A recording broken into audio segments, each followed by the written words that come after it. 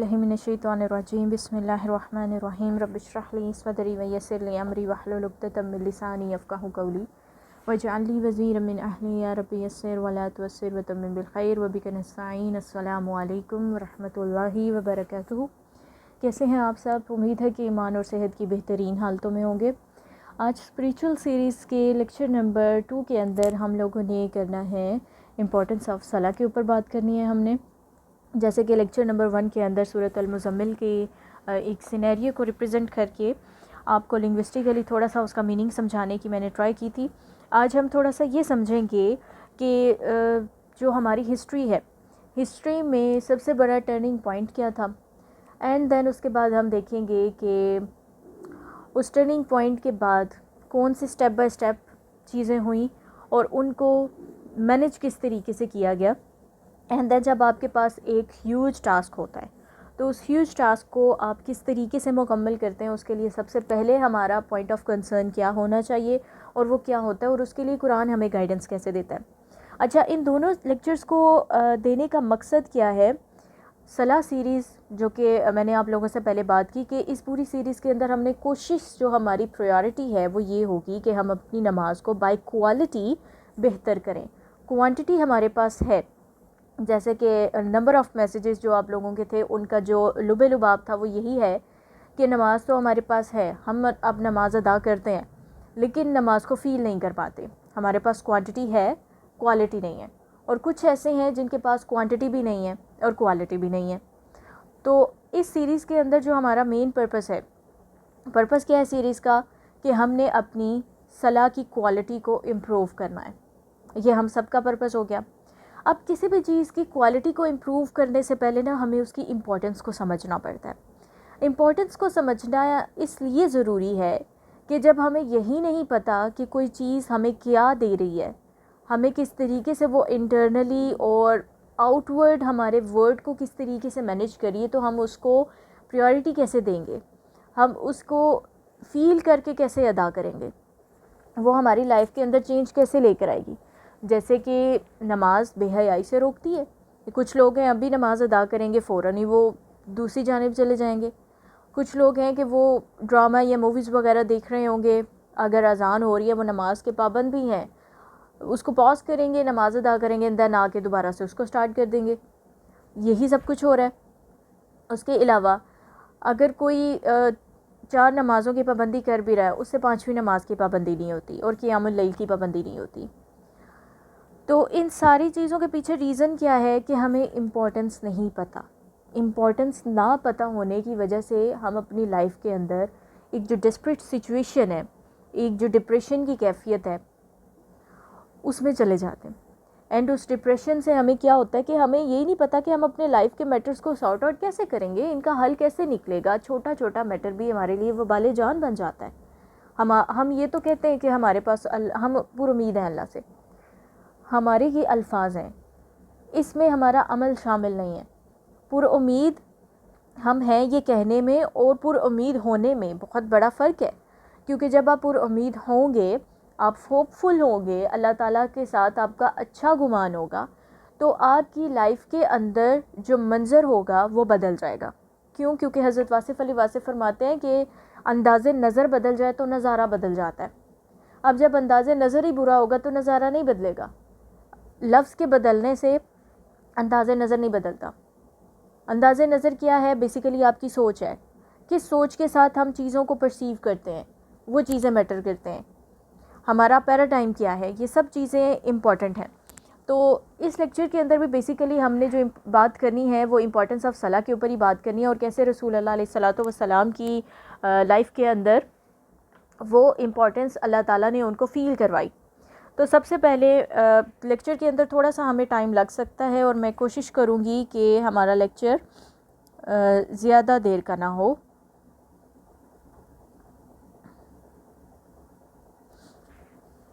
सबसे पहला हमारा जो पर्पस है,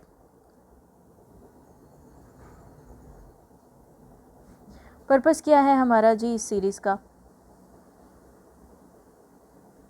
to improve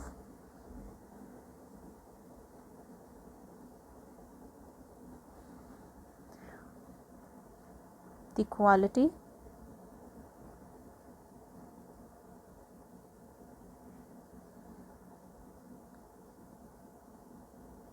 of our salah.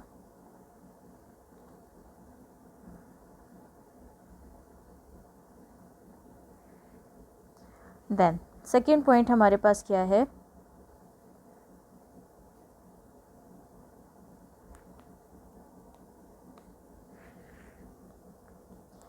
Lecture ہمارا سٹارٹ ہوتا ہے ٹرننگ پوائنٹ سے. دا گریٹسٹ ٹرننگ پوائنٹ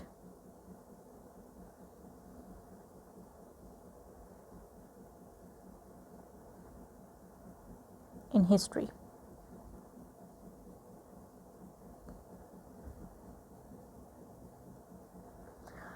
اب اگر یہاں پر میں آپ لوگوں سے پوچھوں کہ ہماری ہسٹری کے اندر سب سے بڑا ٹرننگ پوائنٹ کیا تھا، تو آپ لوگوں کے مائنڈ میں کیا آئے گا؟ ایک سیکنڈ کے لیے سوچیں کہ وہ آخر کون سی چیز ہے جس کا ہماری لائفز کے اندر ایک بڑا گہرا اثر پڑا. رسول اللہ علیہ الصلوۃ والسلام کی برتھ کے بارے میں سب لوگ جانتے ہی ہیں کہ وہ عام الفیل کے جو سال تھا، عام الفیل، اس کے اندر ہوئی تھی. اور اس کے تقریباً 40 days to 50 days آفٹر جو یہ انسیڈنٹ تھا. یہ انسیڈنٹ کیا تھا کہ جو ابرہہ تھا اس نے جب مکہ مکرمہ کے اوپر حملہ کرنے کی کوشش کی، اور وہ کیا چاہتا تھا کہ وہ جو کعبہ ہے اس کو وہ ڈسٹرائے کرے. اس کے پیچھے ریزن کیا تھا کہ ابرہہ نے جو اس کا اپنا ایریا تھا جہاں پر وہ مقیم تھا، یہ پوری کہانی میں اب یہاں پر نہیں رپیٹ کروں گی کیونکہ ظاہری بات ہے کہ اگر میں اس کہانی میں بھی پڑھوں گی تو ہمارا لیکچر لمبا ہو جائے گا. تو جو مین پوائنٹس ہیں جسٹ میں انہی کے اوپر بات کروں گی. وہاں پر اس نے ایک کیتھیڈرل جو ہے وہ بلڈ کیا تھا. یوں سمجھ لیں کہ ایک اسٹرکچر تھا، ایک بلڈنگ تھی جو بلڈ کی گئی تھی اس پرپس سے کہ جو لوگ ہیں وہ کعبہ کے گرد طواف کو چھوڑ کر اس کیتھیڈرل کے ارد گرد جو ہے وہ طواف کریں گے. اب جب اس نے یہ بنایا تو کیا ہوا کہ جو عرب تھے وہ دین کی جو اصل روح تھی نا اس سے دور ہو چکے تھے، شرک میں بھی پڑ چکے تھے، لیکن کعبہ کی جو عظمت تھی نا وہ ان کے دلوں میں موجود تھی. تو عربوں نے کیا کیا کہ انہوں نے وہاں پر اس کیتھیڈرل کی جو ابرہہ نے بنایا ہوا تھا اس کی بے حرمتی کی. اور دین جو ابرہہ تھا وہ غصے میں آ گیا اور اس نے طیش میں کیا کہا کہ یہ جو کیتھیڈرل انہوں نے بے حرمتی کی ہے، اب اس کی قیمت ان کو یہ چکانی پڑے گی کہ جو کعبہ ہے میں اس کو ڈسٹرائے کر دوں گا. اور اس کے پیچھے ریزن کیا تھا؟ اس کے پیچھے ابرہہ کا یہ ریزن نہیں تھا کہ وہ مسلمانوں کو جو عرب کے لوگ ہیں یا کعبہ کو یا مکہ کو کوئی نقصان پہنچائے. بیسیکلی جو ابرہہ تھا یہ ایک فوج کا یوں کہہ لیں کمانڈر تھا جس کو ایسے لوگوں کی مدد کے لیے بھیجا گیا تھا جن پر ظلم و ستم ہو رہا تھا، اور ان کو ظلم و ستم سے نجات دلانے کے لیے نا 2 کمانڈرز بھیجے گئے تھے. 2 کمانڈرز جب بھیجے گئے تو ان کو فتح ہوئی اس وقت، اور لوگ جو تھے وہ ظلم و ستم سے آزاد ہو گئے ظالم حکمرانوں کے. اب ان دونوں کمانڈرز کے اندر کیا ہو گیا کہ جھگڑا پڑ گیا، اور ابرہہ جو ہے وہ جیت گیا اور دوسرے کا جو ہے وہ قتل ہو گیا. اب ابرہہ اس نے کیا کیا کہ اس نے کہا کہ یہ جو ساری پراسپیرٹی ہے، جو ساری دولت ہے، جو ساری پریورٹی، جو امپورٹنس ہے وہ مکہ کی طرف کعبہ کی وجہ سے جا رہی ہے، تو کیوں نہ یہاں پر اس ایریا کے اندر کیتھیڈرل بلڈ کر دیا جائے کہ اس کی وجہ سے کیا ہوگا کہ جو لوگ کعبہ کی طواف کے لیے جاتے ہیں وہ پھر یہاں پر آئیں گے. اور بڑی آرائش کے ساتھ اس کو بلڈ کیا گیا، سونے چاندی اور ہر قسم کے جو ہے نا اس کو لوازمات کے ساتھ اس کو نا سجایا گیا. بٹ لوگوں کے اندر وہ تعظیم تو نہیں تھی کیونکہ کعبہ تھا اور وہ جو تھا ایک انسان کا بنایا ہوا کیتھیڈرل تھا. اب جب یہ ہوتا ہے کہ عرب وہاں پر بے حرمتی کرتے ہیں تو اس کے بعد ایک جو ہے نا وہ جنگ کی کیفیت آتی ہے، اور باقی قبیلوں کے اندر اتنی طاقت نہیں ہوتی کہ وہ ابرہہ کو وہ جو ہے وہ اس کو شکست دے سکیں. تو ابرہہ جو ہے وہ باقی سارے قبیلوں سے جیتتا ہوا مکہ کی طرف جانا شروع کر دیتا ہے. جب مکہ کی طرف جاتا ہے تو اس وقت یہ حضرت عبد المطلب کا جو واقعہ ہے کہ انہوں نے اپنے اونٹوں کا تقاضا کیا اور اس کے بعد وہ بستی والوں کو لے کر وہ پہاڑی کی طرف چلے گئے. اور ابرہہ اس بات کے اوپر بڑا حیران ہوا کہ آپ مجھ سے اپنے اونٹوں کا سوال کرنے آئے ہیں، کیونکہ وہی اونٹ جو ابرہہ کے آرمی نے اپنے قبضے میں لے لیے تھے، وہاں کی جو مال غنیمت جو دیا جاتا ہے. تو حضرت عبد المطلب نے کہا کہ میں جو ہوں وہ ان اونٹوں کا مالک ہوں، تو میں اپنے اسی مال کا تقاضا کر رہا ہوں. اس کعبہ کا جو رب ہے وہ اللہ ہے، اور وہ کعبہ کی حفاظت فرمائے گا. اب یہ بات کہی، اور حضرت عبد المطلب نے اس سے پہلے کعبہ کے سامنے جو ہے وہ اللہ تعالیٰ سے دعا کیا کی تھی کہ اے اللہ، ہمارے اندر وہ طاقت نہیں ہے کہ ہم اس کا مقابلہ کر سکیں، کیونکہ باقی قبائل کو بھی وہ شکست دے چکا تھا. تو وہاں پر اب عربوں کے پاس اتنی جو اسٹرینتھ نہیں تھی کہ اس کی آرمی کا مقابلہ کر سکتے، تو وہ لوگ پہاڑوں کی طرف چلے گئے. اب ابرہہ جب آیا ہے تو اس نے جب حملہ کرنے کی کوشش کی ہے، تو ان کا جو ہاتھی کا نام تھا محمود، اور ہاتھی کو کیا کیا گیا کہ حکم دیا کہ مکہ کی طرف چلے، لیکن وہ جا نہیں رہا تھا. وہ وہیں پر بیٹھ کے اور اس نے جانے سے انکار کر دیا ہوگا. اس کو مارا گیا، ہر قسم کا ٹارچر انہوں نے دیا تاکہ یہ یہاں سے اٹھے. لیکن وہ جب بھی اس کو ٹارچر دیتے وہ دوسری سمت میں جانا شروع کر دیتا تھا، وہ مکہ اور کعبہ کی سمت کی طرف نہیں چلتا تھا. تو یہ ایک بہت بڑا سائن تھا، ایک وارننگ تھی اللہ تعالیٰ کی طرف سے، لیکن اس سائن کے اوپر توجہ نہیں دی گئی.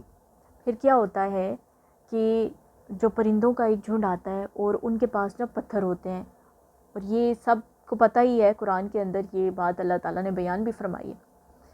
تو وہ پتھر جب ان کے اوپر برسے تو وہ ایک جس طرح سے ایک جھاڑ ہوتا ہے نا، وہ پوری آرمی ایک جھاڑ بن گئی. اور ابرہہ کو عذاب کس قسم کا ہوا کہ اس کی جو ان پتھروں کے اندر نا بیسیکلی پوائزن تھا، ایسا پوائزن کہ جب وہ ان کی باڈی کے اندر جا رہا ہے نا تو ان کی باڈی کا ایک ایک پارٹ گر کر الگ ہو رہا ہے. لائک اگر اس کا ہاتھ ہے نا تو اس کی ایک انگلی گرتی ہے، پھر تھوڑی دیر بعد ایک انگلی گرتی ہے، پھر تیسری انگلی گرتی ہے. یوں آپ سمجھ لیں کہ اس کی پوری باڈی، جس ایریا سے وہ لوگ چلے تھے مکہ سے، ان کی جب آرمی واپس جاتی ہے، تباہ ہوئی ہوئی آرمی، کچھ لوگ اس کے بچ جاتے ہیں، تو پھر جب وہ واپس جاتے ہیں نا تو اس راستے میں ابرہہ کے اوپر یہ اتنا عذاب آیا کہ اس کے جسم کا ایک ایک ٹکڑا گر کر الگ ہوتا چلا گیا، تباہ ہوتا چلا گیا، اور جب تک وہ واپس پہنچے اس کی باڈی ختم ہو چکی تھی، ٹوٹلی ختم ہو چکی تھی، ڈسٹرائے ہو چکی تھی. اور جو مکہ کے مقیم تھے وہ اس پورے واقعے کو اپنی آنکھوں سے دیکھ رہے تھے، انہوں نے اس پورے انسیڈنٹ کو ایکسپیرینس کیا. یہ جو ایک معجزہ تھا جو اللہ تعالیٰ کے گھر کی حفاظت کے لیے تھا، جو اللہ تعالیٰ نے اس قوم کو، اس آرمی کو عذاب دیا. ایون حضرت عائشہ رضی اللہ تعالیٰ عنہ سے بھی روایت ہے کہ جب یہ اکثر جب وہ بات کیا کرتی تھی تو وہ کہتی تھی کہ انہوں نے ایسے کچھ لوگ دیکھے ہیں وہاں پر عرب مکہ کے اندر، کہ وہ جو آرمی کے کچھ لوگ بچ گئے تھے اور وہ مکہ میں موجود تھے، تو یا تو وہ پوری باڈی ان کی اس قابل نہیں رہی تھی، وہ معذور ہو چکے تھے کہ وہ کچھ کر سکتے، اور وہ نابینا ہو چکے تھے، اور ان کو وہ دیکھا گیا تھا. اب اس انسیڈنٹ کے کچھ ڈیز بعد، آلموسٹ 30 40 یا 50، اس کے اندر آپ کو ڈفرینس آف اوپینین ملے گا. اینڈ دین رسول پاک علیہ صلاۃ والسلام کی برتھ ہوتی ہے. اور عام الفیل کے سال میں جب رسول پاک کی برتھ ہوئی تو اب رسول پاک علیہ صلاۃ والسلام کی سیرت کو سمجھنے کے لیے جو سب سے امپورٹنٹ چیز ہے، یہ پوائنٹ اپنے پاس نوٹ ڈاؤن کریں، سیرت کو سمجھنے کے لیے سب سے امپورٹنٹ چیز یہ ہے کہ ہمیں آڈینس کو سمجھنا پڑتا ہے کہ اس ٹائم میں، اس سرکمسٹانسز کے اندر آڈینس کی مینٹیلٹی کیا تھی، ان کا بیہیویئر کیا تھا، وہ کس کوڈ آف کنڈکٹ کو فالو کرتے تھے. جب ہم آڈینس کو سمجھ لیتے ہیں تب ہمیں میسج کا جو ریئل ایسنس ہے وہ سمجھ میں آتا ہے. اب گریٹسٹ ٹرننگ پوائنٹ ہماری ہسٹری کے اندر کیا تھا؟ وہ ٹائم تھا جب رسول پاک علیہ صلاۃ والسلام پر وحی کا نزول ہوتا ہے. اب میں اسٹیپ بائی اسٹیپ یہ ساری چیزیں آپ لوگوں کے سامنے لکھوں گی، اور آپ لوگ چاہیں تو بے شک اس کو اپنے پاس خود بھی لکھتے چلے جائیں. ٹرننگ پوائنٹ کیا تھا؟ the day when رسول کریم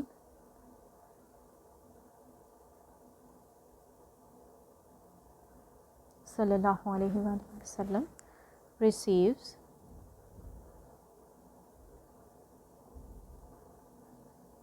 the وحی. اب سب کو پتہ ہے کہ کیسے رسول پاک علیہ صلاۃ والسلام تنہائی اختیار کیا کرتے تھے، اور تنہائی اختیار کرنے کے پیچھے بیسک پرپس کیا ہوتا ہے؟ کیا پرپس ہوتا ہے اس کے پیچھے؟ سوچنا، تفکر کرنا. اب رسول پاک علیہ الصلوۃ والسلام کس تفکر میں ہوتے تھے؟ وہ جو عرب کی دنیا کے اندر، مکہ کے اندر، میں نے آپ لوگوں کو یہ بتایا کہ کیسے یہ سچویشن ہوتی ہے، اللہ تعالیٰ واضح اپنی نشانی دیتے ہیں، لیکن سٹل ہم دیکھتے ہیں کہ رسول پاک علیہ الصلوۃ والسلام کی جو نبوت ہے وہ 40 سال کی عمر میں ملی۔ تو اب دیکھیں کہ اس سے پہلے جو رسول پاک کی عمر کے سال گزرے ہیں، اس میں جب مکہ کے اندر ایسی حالت ہے کہ ہم نے جب ان کی اگر عرب کی ہسٹری پڑھتے ہیں تو ہم دیکھتے ہیں کہ ان کے اندر اگر اچھی خصلتیں تھیں تو بری خصلتیں بھی بے بہا تھیں، اور دین کی جو اصل روح تھی وہ غائب ہو چکی تھی۔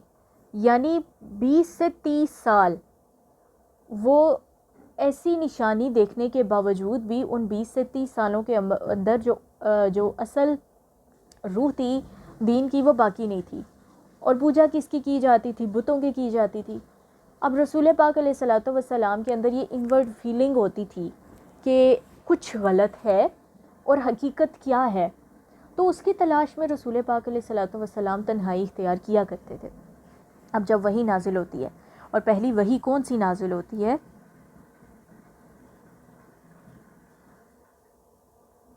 سورہ علق کی چند آیات نازل ہوتی ہیں۔ اب یہ جو سچویشن ہے، سب کو پتہ ہے کہ جب وحی کا نزول ہوا تو اس کے بعد رسول پاک علیہ الصلوۃ والسلام ایک اوور ویلمنگ سچویشن میں تھے۔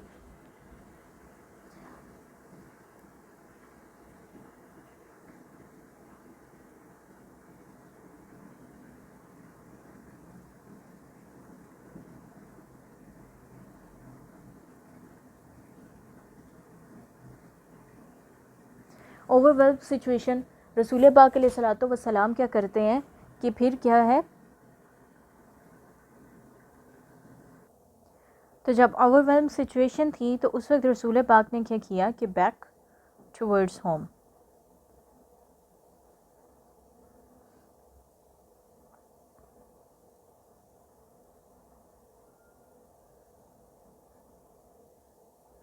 اب جب رسول پاک علیہ الصلوۃ والسلام گھر واپس گئے تو سب سے پہلے یہ جو بات تھی، ہم سب کو پتہ ہے کہ سیرت پاک ہم نے پڑھی ہوئی ہے، تو اس میں کیا کہا تھا رسول پاک نے کہ حضرت خدیجہ رضی اللہ تعالیٰ عنہ سے کہ مجھے چادر اڑا دیں، یا پھر جو ہے وہ رسول پاک علیہ الصلوۃ والسلام نے ان سے کمفرٹ کی ڈیمانڈ کی تھی۔ کمفرٹ ان اے سینس کہ جب آپ باہر سے ایک ایسے سچویشن کو فیس کر کے آتے ہیں جو کہ آپ کو انٹرنلی تھوڑا سا ہٹ کرتی ہے، ہٹ ان اے سینس کہ جو وحی تھی یہ کوئی آسان بات نہیں تھی۔ قرآن کے نزول سے پہلے جو جنات تھے ان کی ایکسیس جسٹ ارتھ کے اسفیئر تک محدود کر دی گئی تھی۔ یعنی آپ اس بات کو یوں سمجھ سکتے ہیں کہ اگر یہ ارتھ کا اسفیئر ہے اور یہ ساری کی ساری اسپیس ہے، تو یہ جو جنات تھے یہ کیا کرتے تھے کہ یہ یہاں پر یہاں پر یہاں پر یہاں پر یہاں پر ساری جگہ پر جا سکتے تھے۔ جیسے کہ جو ابلیس ہے اس کے بارے میں آپ لوگ جانتے ہیں کہ وہ کیا تھا، وہ بیسیکلی جن تھا، لیکن وہ اپنی ہارڈ ورک کی وجہ سے، اپنی عبادات کی وجہ سے ایک جو ہائر رینک تھا اس تک پہنچ گیا تھا، لیکن وہ نیچے کس چیز کی وجہ سے آیا؟ ڈاؤن فال اس کا کب ہوا ہے؟ جب اس کے اندر جو ہمبلنس تھی نا وہ ختم ہوئی ہے اور ایروگنس آئی ہے۔ تو وہ تکبر، وہ ذرا سی دیر کا تکبر کہ میں اس سے بہتر ہوں، اس کو کیا کر گیا؟ اس کو ڈاؤن کر گیا، اینڈ دین وہ پوری انسانیت کو گمراہ کرنے کے پیچھے لگ گیا، اور اس نے اپنی غلطی ایکسیپٹ نہیں کی۔ تو پہلا جو اس کا قصور تھا وہ کیا تھا؟ ایروگنس۔ دین جو سیکنڈ اس کا قصور تھا وہ کیا تھا کہ اس نے اپنی غلطی کو ایکسیپٹ نہیں کیا، سبمٹ نہیں کیا، اللہ تعالیٰ کی ول کے آگے اس نے اپنے آپ کو سبمٹ نہیں کیا۔ تو یہ 3 ٹریٹس میں یہاں پر لکھ بھی دیتی ہوں۔ سب سے پہلا کیا ہے؟ ایروگنس، دین اس کے بعد کیا تھا کہ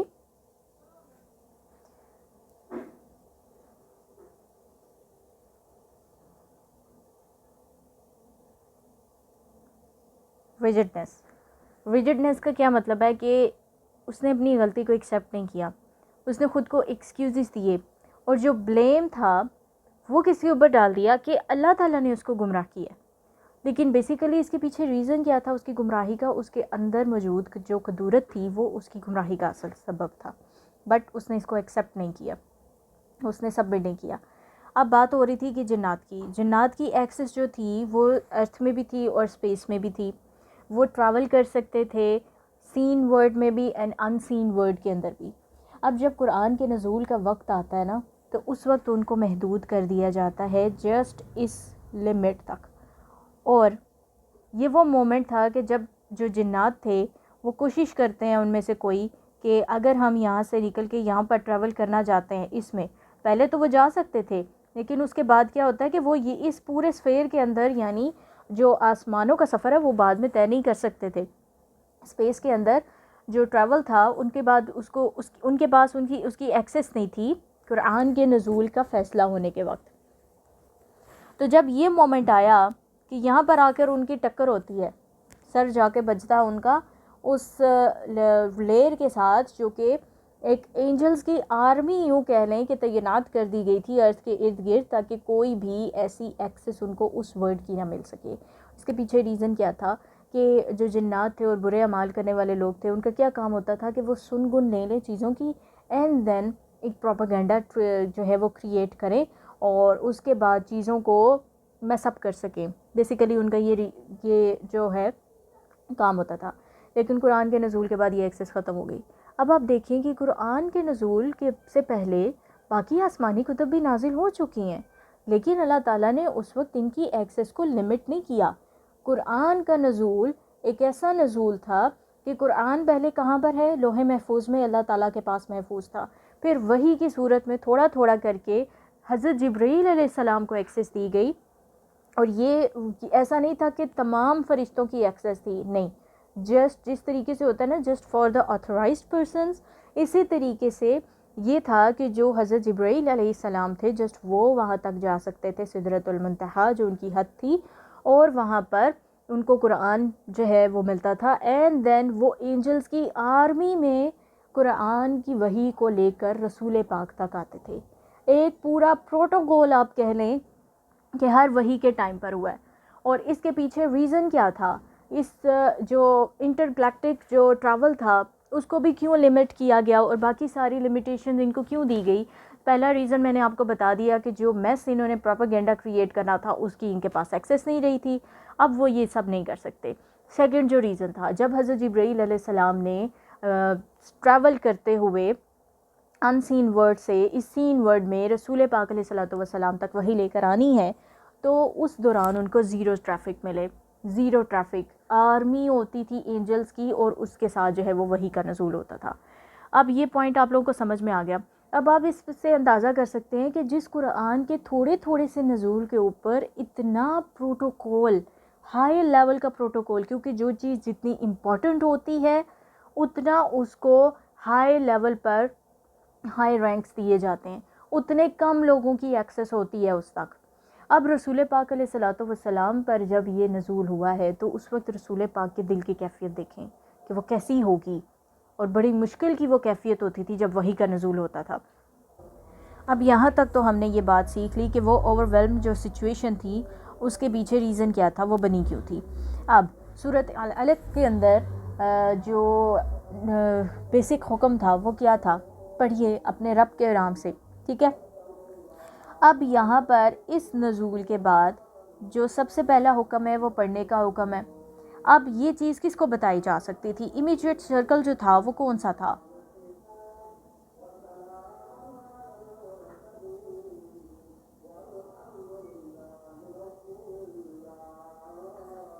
اس سرکل کے اندر آتے تھے حضرت خدیجہ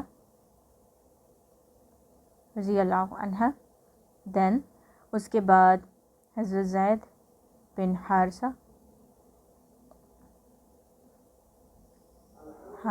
رضی اللہ عنہ، اور اس کے بعد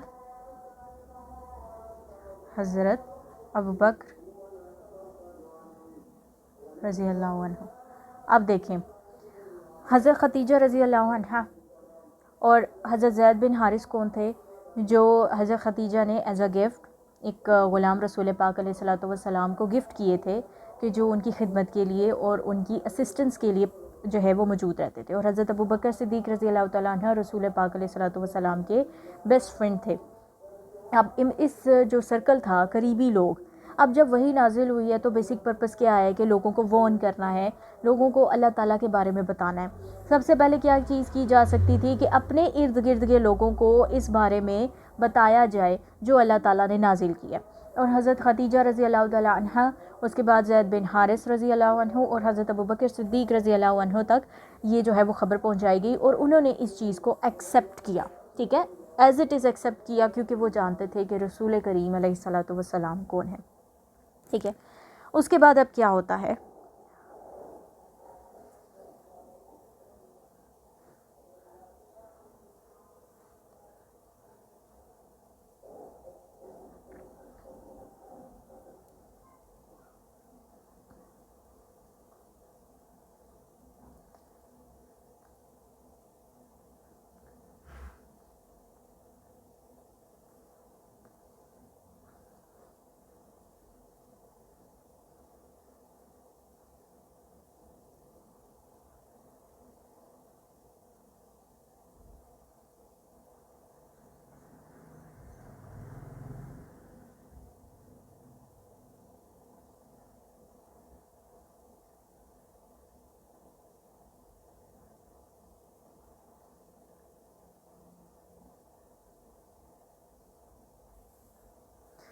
ایک دن رسول پاک علیہ الصلوۃ والسلام تفکر کر رہے ہیں، گہری سوچ میں.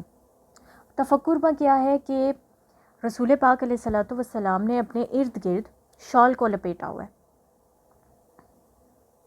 ان اے ڈیپ تھاٹ، اس کے آگے کیا ہوگا کہ ریپڈ اپ ان اے شال.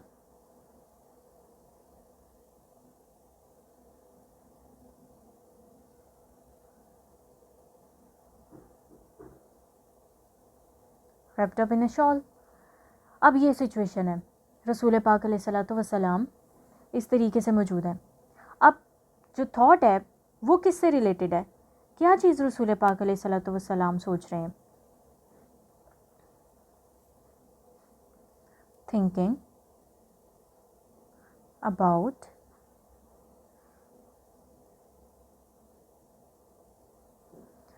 the responsibility.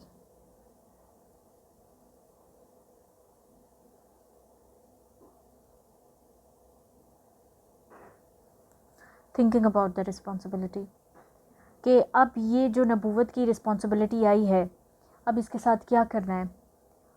what I have supposed to do with it. رسول پاک علیہ الصلوۃ والسلام اس سوچ کے اندر تھے کہ اب یہ جو نبوت کا ایک بھاری بوجھ کندھوں پر ہے، اسے ادا کس طریقے سے کرنا ہے.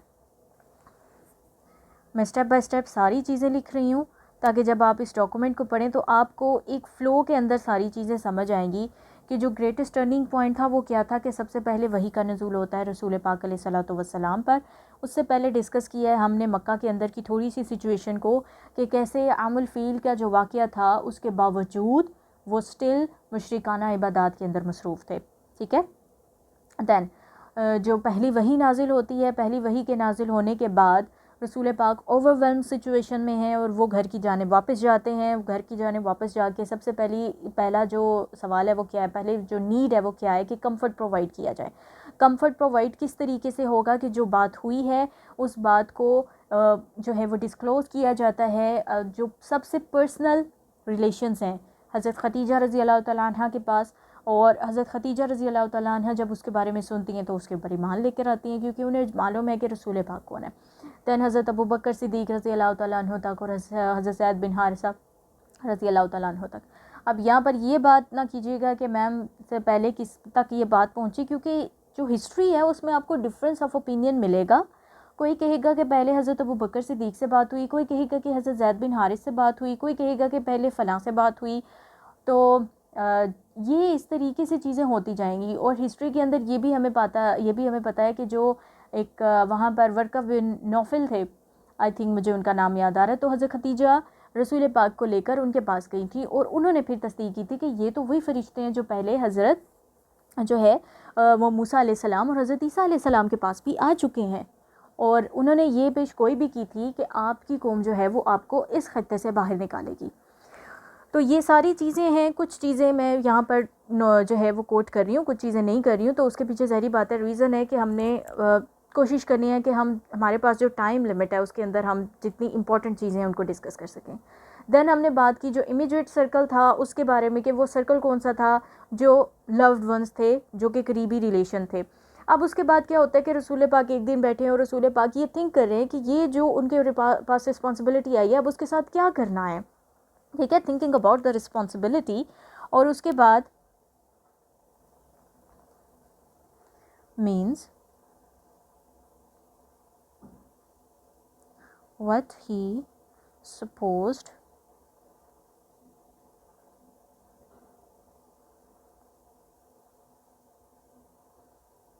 to do now. What he supposed to do now. اب یہ سچویشن ہے and then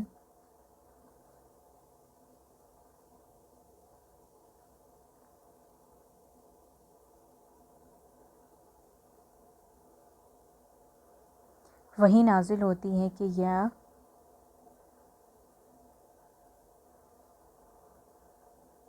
ایھا المدثر, یا ایھا المدثر. اب یہاں پر بہت سارے لوگ مجھے یہ بات کہیں گے کیونکہ لاسٹ ٹائم سورۃ مزمل کے اندر بھی آپ لوگوں کو یہ کنفیوژن ہوئی ہے کہ کیا سورۃ مزمل کا یہ جو ہے وہ شان نزول تھا کہ یہ کانٹیکسٹ تھا. اب دیکھیں ہمیں یہ پتہ ہے کہ یہ مکی صورتیں ہیں اور یہ ابتدائی دور کے اندر نازل ہوئی ہیں, اور ہم یہ بھی جانتے ہیں کہ جو ہسٹری ہوتی ہے نا وہ اوپینینس کی بیس پہ ہوتی ہے. اب جیسے رسول پاک علیہ الصلوۃ والسلام کی ڈیٹ آف برتھ کے مطابق بھی جو ڈیٹس ہیں کچھ کے مطابق 9 ربیع الاول ہے, کچھ کے مطابق 12 ربیع الاول ہے, اور کچھ کے مطابق اس کے علاوہ بھی کوئی ڈیٹس ہیں, ٹھیک ہے. تو ولادت کی ان ڈیٹس کے اندر بھی آپ کو اختلاف رائے ملتا ہے, اختلاف رائے, ڈفرینس آف اوپینین. اب ہمیں یہ پتہ ہے, یہ اتھینٹک بات ہے کہ یہ صورتیں مکی دور کی ہیں اور نبوت کے پہلے عرصے میں نازل ہوئی ہیں. ان کے پیچھے جو بیسک سینیریو ہے, جو سچویشنز ہیں, اس کے اندر آپ کو ڈفرینٹ روایات ملیں گی. اب جیسے سورۃ المدثر کے لیے آپ کو یہ بھی روایت ملے گی کہ کچھ عرصے کے لیے جیسے وحی جو ہے وہ سٹاپ ہو گئی تھی اور وحی کا نزول نہیں ہو رہا تھا, تو رسول پاک علیہ الصلوۃ والسلام اس وقت بہت سیڈنس کی سچویشن میں تھے کہ ہو سکتا ہے کہ کچھ ایسا ہو گیا جس کی وجہ سے وحی آنا رک گئی ہے.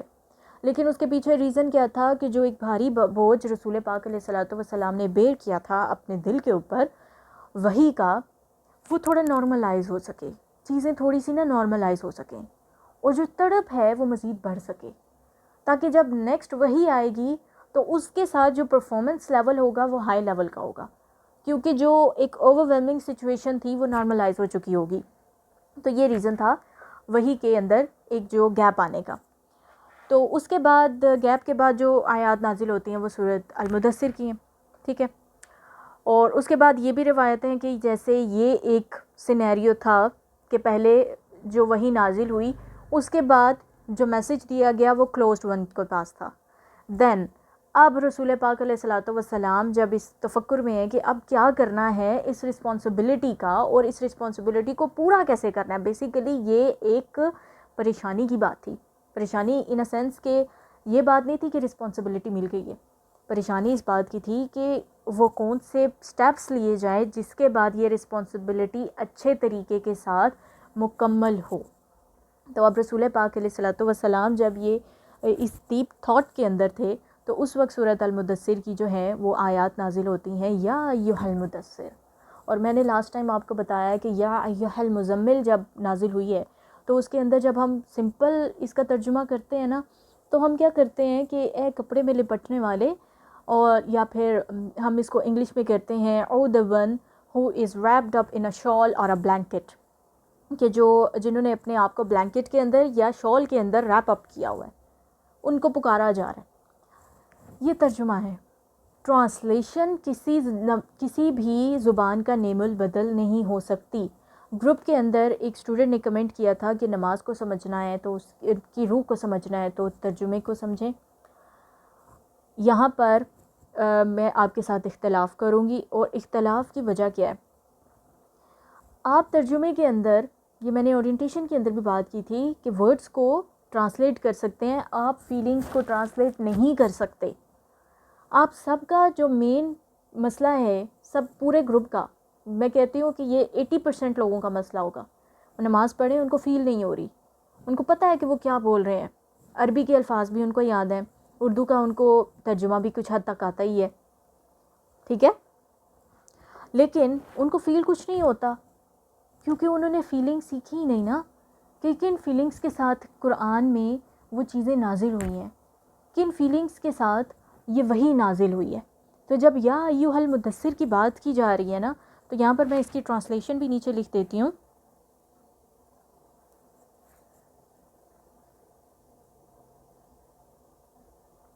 او the one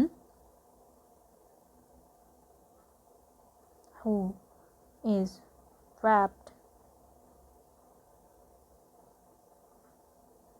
up in a shawl.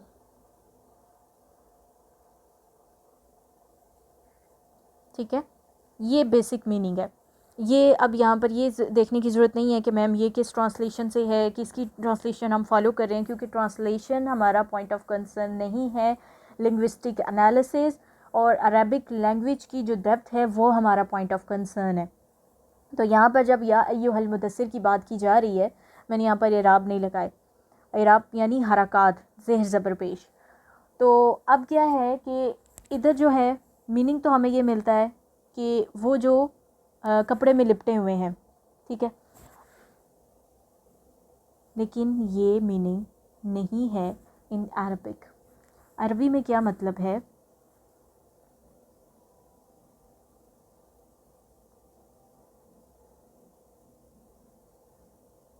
In rhetoric. Rhetoric کہتے ہیں, عربک سائنسز کو بیسیکلی سمجھ لیں کہ عربی میں گہرائی میں مطلب کیا ہوتا ہے, ٹھیک ہے. میں یہ بھی چیز لکھ دیتی ہوں یہاں پہ, meaning in a deep sense. In a deep sense. اور اب جو بات کی جا رہی ہے وہ بات کی جائے گی کہ واٹ آر یو ڈوئنگ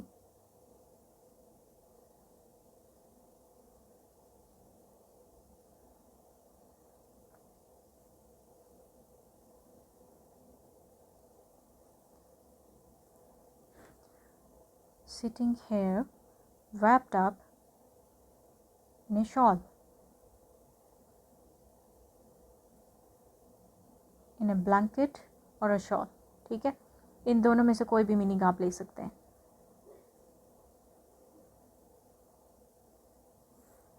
اب اللہ تعالیٰ یہ فرما رہے ہیں کہ آپ یہاں پر اس وقت بیٹھے اس بلینکٹ کو لے کر کیا کر رہے ہیں. اس ٹون کا مقصد کیا تھا, اس ٹون کے بارے میں, یعنی جب اگر آپ کسی سچویشن میں ہیں, کسی گہری سوچ میں ہیں, بیٹھے ہوئے ہیں, اور اگر آپ کو فوراً سے آپ کی مدر آ کے کہتی ہیں یا پھر کوئی بھی آپ کے جو ایلڈر پرسن ہے وہ آ کے کہتے ہیں کہ آپ یہاں پر اس وقت اس حالت میں بیٹھے کیا کر رہے ہیں, یعنی آپ کے اوپر تو ایک بڑی رسپانسبلٹی ہے اور اب آپ نے پرفارمنس شو کرنی ہے, لیکن آپ یہاں پر بیٹھے ہوئے کیوں ہیں. تو اس کے پیچھے کیا ریزن تھا کہ this is Y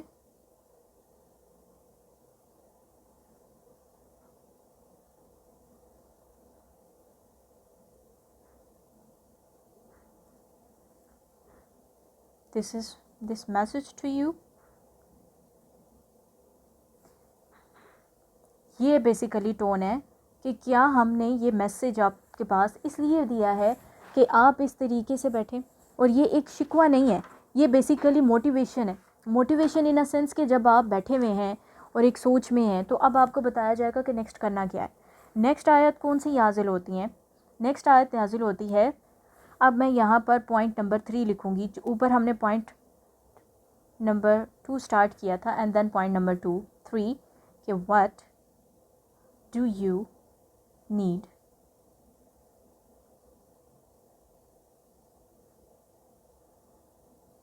to do with this message. کہ سورۃ المدثر کے اندر اللہ تعالیٰ نے رسول پاک علیہ الصلوۃ والسلام کو کیا آنسر کیا ہے کہ جب آپ بیٹھے ہوئے ہیں اس سوچ کے اندر, اس تفکر کے اندر کہ یہ جو رسپانسبلٹی آپ کو ملی ہے, اب اس کا آپ نے کیا کرنا ہے, اور اس کو کیسے فلفل کرنا ہے. تو اب نیکسٹ کمانڈز ہیں آپ کے پاس. کمانڈز کون سی ہوں گی؟ کم، ف انذر.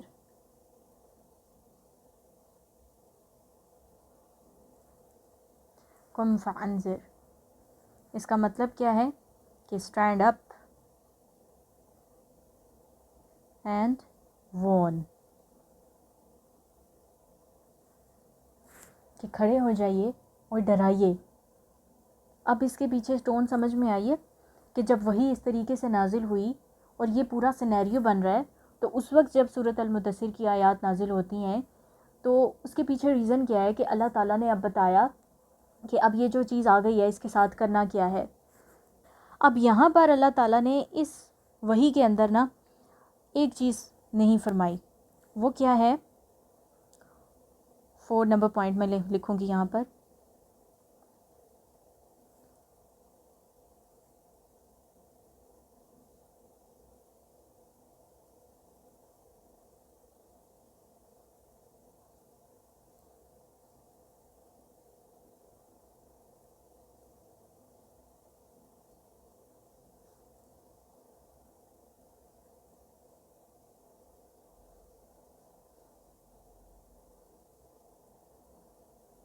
کہ اللہ تعالیٰ نے یہ نہیں بتایا کہ آپ نے وون کس کو کرنا ہے. اللہ تعالیٰ نے فرمایا کہ کھڑے ہو جائیے اور ڈرائیے. اب اس کے پیچھے ریزن کیا ہے؟ ریزن بیکاز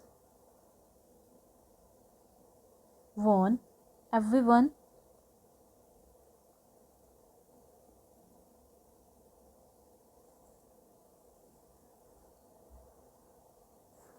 کہ اللہ تعالیٰ نے یہ بات بتا دی کہ یہ جو میسج آیا ہے اب یہ آپ نے سب کو دینا ہے.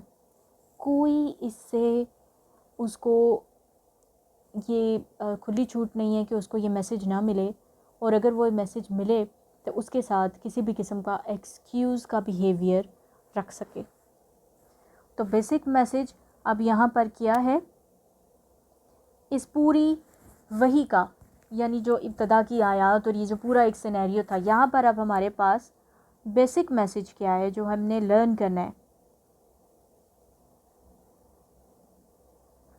بیسک میسج ہے کہ رسول پاک علیہ الصلوۃ والسلام کو فرمایا گیا go out there and teach, spread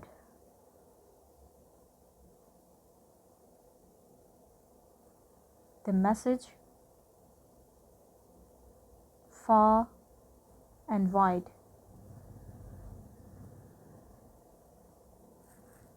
کہ یہ جو میسج آپ کے پاس ملا ہے، اب آپ نے اس طریقے سے نہیں بیٹھنا. اب آپ نے اٹھنا ہے، آپ نے ڈرانا ہے، لوگوں کو حقیقت بتانی ہے، اپنے رب کی بڑائی بیان کرنی ہے.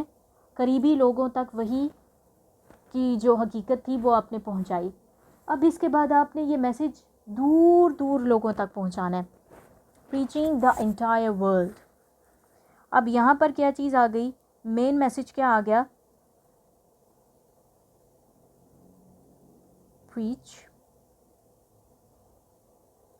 the entire world.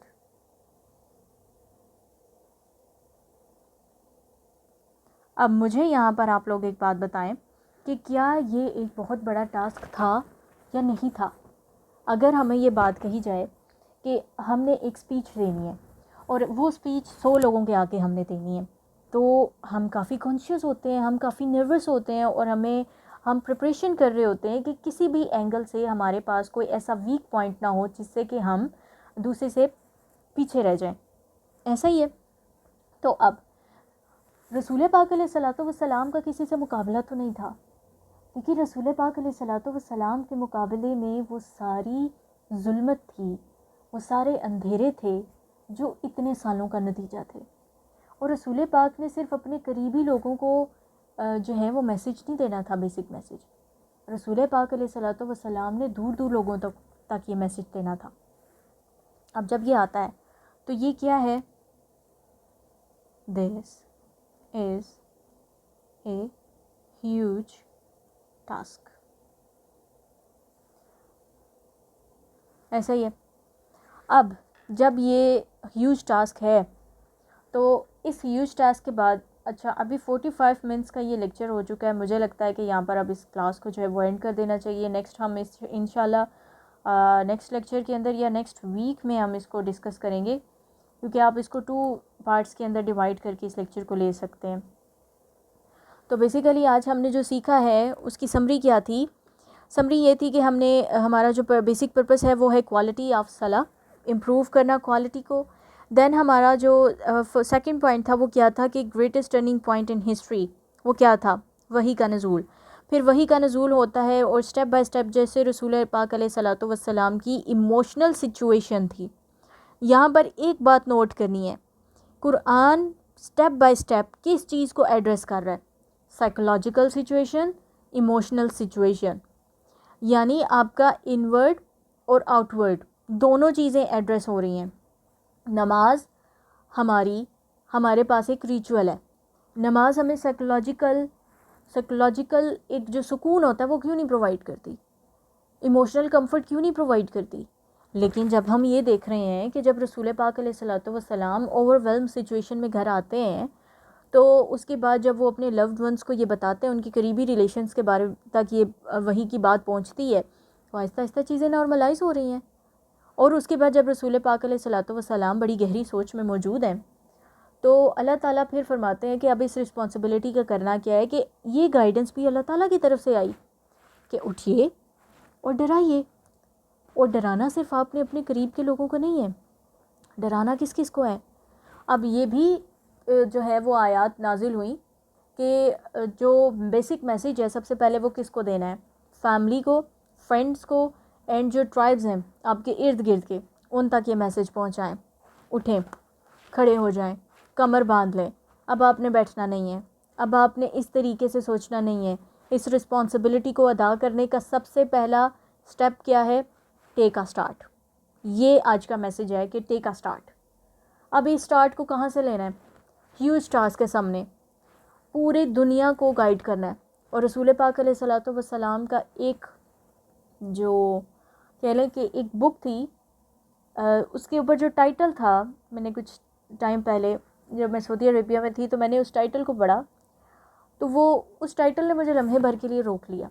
Us title پر لکھا ہوا تھا دی ورلڈ چینجر محمد صلی اللہ علیہ وآلہ وسلم. اب یہاں پر دیکھیں ہیوج ٹاسک کیا تھا؟ Preach the entire world. اور چینج کیا کیا رسول پاک نے؟ رسول پاک نے پوری دنیا کے دل بدل کے رکھ دیے، پوری دنیا کا نقشہ بدل کر رکھ دیا اور اسلام کو کونے کونے تک پہنچا دیا. اب یہ ایموشنل سچویشنز، یہ سائیکولوجیکل سچویشنز قرآن نے ہر مومنٹ پر ایڈریس کیے. لیکن ہماری پستی کا آج بڑا ریزن کیا ہے کہ ہمارے پاس ہماری emotional torture, psychological torture, physical torture, financial torture اور اس ورلڈ کے ہر قسم کے ٹارچر سے نمٹنے کے لیے ہمارے پاس قرآن کی ٹیچنگز نہیں ہیں، کیونکہ ہمیں عربک نہیں آتی. اگر آپ کسی وقت بڑی گہری سوچ میں بیٹھے ہوں، آپ کو سمجھ نہ آ رہی ہو کہ کیا کرنا ہے، یا پھر آپ ایموشنلی بڑے ڈسٹرب ہوں، سورۃ مزمل کا جو بیسک سینیریو تھا وہ آپ کو میں نے بتایا کہ کیسے ایک ایموشنل سچویشن تھی اور اس میں رسول پاک علیہ الصلوۃ والسلام نے رسول پاک کو حکم دیا گیا کہ آپ رات کا قیام کریں. اب اس وقت ایموشنل سچویشن کو ایڈریس کیسے کیا جا رہا ہے، کنسول کیسے کیا جا رہا ہے؟ رات کے قیام سے. اور صحیح جو لیول کی کونسلنگ ہے وہ پرووائڈ کی جا رہی ہے. لیکن ہماری تو زندگی تباہ و بربادی اسی وجہ سے ہے کہ ہمارے پاس تو سب سے پہلی چیز کیا ہے؟ اکیلا پن. ہمارے پاس نہیں ہے، غیر تو ہمارے پاس ہے ہی نہیں، اور ہم خود بھی خود کے پاس نہیں ہیں، ہم اپنے ساتھ خود بھی موجود نہیں ہیں. تو اب جب یہ رسول پاک علیہ الصلوۃ والسلام کے اوپر سچویشن آ رہی ہے، اس طریقے سے اس سیریز کو سٹارٹ کرنے کا پرپس پتہ کیا ہے؟ ہمیں یہ سمجھ آئے کہ ہم اس جرنی کے اندر اکیلے نہیں ہیں. ایسی جرنی رسول پاک علیہ الصلوۃ والسلام کی اللہ پاک نے طے کروائی ہے، اور اللہ کریم نے ہر سٹیپ پر رسول پاک علیہ الصلوۃ والسلام کو قرآن میں گائیڈ کیا. اب یہ اسٹیپ ہے، نیکسٹ یہ اسٹیپ ہے، اس کے بعد یہ کرنا ہے، اس کے بعد یہ کرنا ہے، یہاں پر یہ پرابلم آ رہی ہے، اس چیز کو ایسے ڈیل کریں، وہاں پر وہ پرابلم آ رہی ہے، اس کو ویسے ڈیل کریں۔ رسول پاک ویسے کرتے چلے گئے، اور رسول پاک کیا بنے؟ دا ورلڈ چینجر، محمد صلی اللہ علیہ وآلہ وسلم۔ اب یہ بات تھی، اور اس کے بعد ہم نے دیکھا کہ جب ہم نے سورۃ المدثر کی، یہ دیکھا کہ یا ایھا المدثر، یا ایھا المزمل، آپ کسی وقت بڑی ایموشنل سچویشن میں بیٹھے ہوئے ہیں، آپ کو بڑا ٹارچر ملا ہے باہر کے لوگوں سے، اور سب سے بڑا ٹارچر اس وقت ملتا ہے جب آپ کے قریبی آپ کو ٹارچر پہنچاتے ہیں، آپ کو تکلیف دیتے ہیں۔ اور قرآن میں لمحے لمحے پر اس ٹارچر کو کوٹ کیا گیا ہے۔ کیوں؟ کیونکہ جو قریبی تھے نا، جس میں ابو لہب شامل تھا اور باقی کے جو لوگ شامل تھے، انہوں نے بڑی تکلیف پہنچائی۔ اور جب آپ کے فیملی والے آپ کو تکلیف پہنچاتے ہیں نا، یعنی اب ایک اور انسیڈنٹ ہے ابو لہب سے ریلیٹڈ، یہ ہم انشاءاللہ نیکسٹ لیکچر کے اندر کور کریں گے، کہ جب اس نے پوری فیملی کے سامنے جو ہے وہ نہ صرف ریجیکٹ کیا میسج کو، بلکہ اس نے فن کیا، اس نے رسول پاک علیہ الصلوۃ والسلام کا مذاق بنایا، اس میسج کا مذاق بنایا، یہ چیزیں ہرٹ کرتی تھی۔ اب اگر آپ کی بھی کبھی کوئی ایسی سچویشن بنتی ہے، اور آپ کی فیملی سے اگر کوئی یہ دروازہ کھولتا ہے نا کرٹیسزم کا، ریجیکشن کا، فن میکنگ کا، تو باہر غیروں کے پاس بڑے دروازے کھل جاتے ہیں کہ اب تو کھلی چھوٹ ہے، جب ان کے اپنے گھر والے یہ سب کچھ کر رہے ہیں تو ہمیں کیا ہے، ہم بھی تو کریں گے۔ لیکن اس وقت قرآن ایڈریس کر رہا ہے، اور اگر آپ اچانک قرآن کھولتے ہیں اور آپ کے سامنے لکھا ہوا ہے یا ایھا المزمل، تو آپ کو سچویشن سمجھ میں آ جائے گی کہ کس وقت آپ کو قرآن پکار رہا ہے، اگر آپ قرآن کو فیلنگ کے ساتھ سمجھنا شروع کریں گے اور اس کو پڑھنا شروع کریں گے۔ یہاں پر اب میں اس لیکچر کو اینڈ کرتی ہوں، نیکسٹ ہم اسی کے آگے سے انشاءاللہ سٹارٹ کریں گے۔ اور بیسک میسج کیا ہے؟ Preach the entire world. اب اس کے بعد ہیوج ٹاسک کو سٹارٹ کیسے کیا گیا، اور اس کے بعد کیا ہوا، دین ہم نے نماز تک پہنچنا ہے اور پھر نماز شروع کرنی ہے۔ یہ بیسیکلی یہ میسج نہیں ہے کہ نماز کا حکم پہلے ہوا یا بعد میں ہوا، یہ آیات پہلے نازل ہوئیں یا بعد میں نازل ہوئیں۔ یہاں پر بیسک پرپس کیا ہے، پوائنٹ آف کنسرن کیا ہے، کہ وہ سائیکولوجیکل ایموشنل سچویشنز تھیں جن کو ڈیل کیا گیا صلاح کے ساتھ۔ اللہ تعالیٰ فرماتے ہیں کہ نماز اور صبر سے مدد حاصل کرو، ٹھیک ہے؟ اب نماز سے اور صبر سے مدد ملے گی۔ صبر تو پہلی تو بات ہے ہماری کمیونٹی کے لیے انتہا کا کوئی اوکھا کام ہو چکا، وہ رہا ہی کوئی نہیں۔